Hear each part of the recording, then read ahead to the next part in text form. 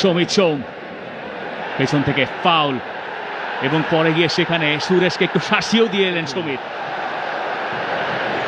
হাওয়ায় ভেসে গোলও করেন, শুয়ে সেভও করেন। দারুণ সমিত সোম, চমৎকার।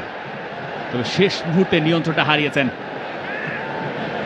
দুই পায়ে যেভাবে বলটা কন্ট্রোল করলেন, পেয়েছিলেন, বলটা কেড়ে নিয়েছেন। বলটা বাংলাদেশের কাছেই, হ্যাঁ এখনো বলতে হয়।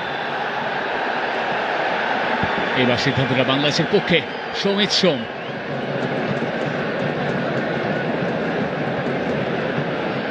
যেভাবে আঘাতটা পেয়েছে, স্বস্তির খবর বাংলাদেশের জন্য। সুতরাং বাংলাদেশ একটা থ্রোয়িং ম্যাচেও ইন্ডিয়া প্রতিপক্ষ ছিল না। সমিত সোম একটা জয়ের জন্য বুভুক্ষ হয়ে ঘুরছেন।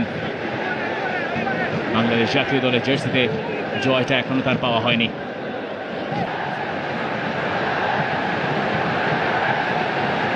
সমিত সোম তিনি যাচ্ছেন কর্নার কিকটা নেওয়ার জন্য।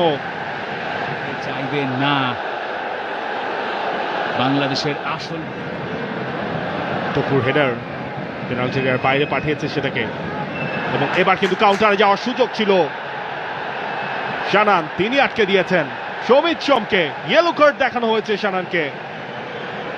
পরিষ্কারভাবে একটা সম্ভাবনাময় আক্রমণ আটকে দিয়েছেন শানান। সমিত বেশ ভালো ব্যথা পেয়েছেন। আর একটা 6 মিনিট সময় যোগ করা হয়েছে। ভুল করা চলবে না।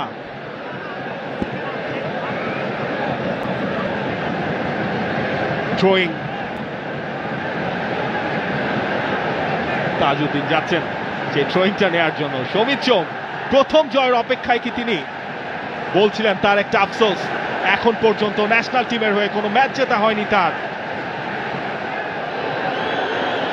সমিত সোম দারুণ।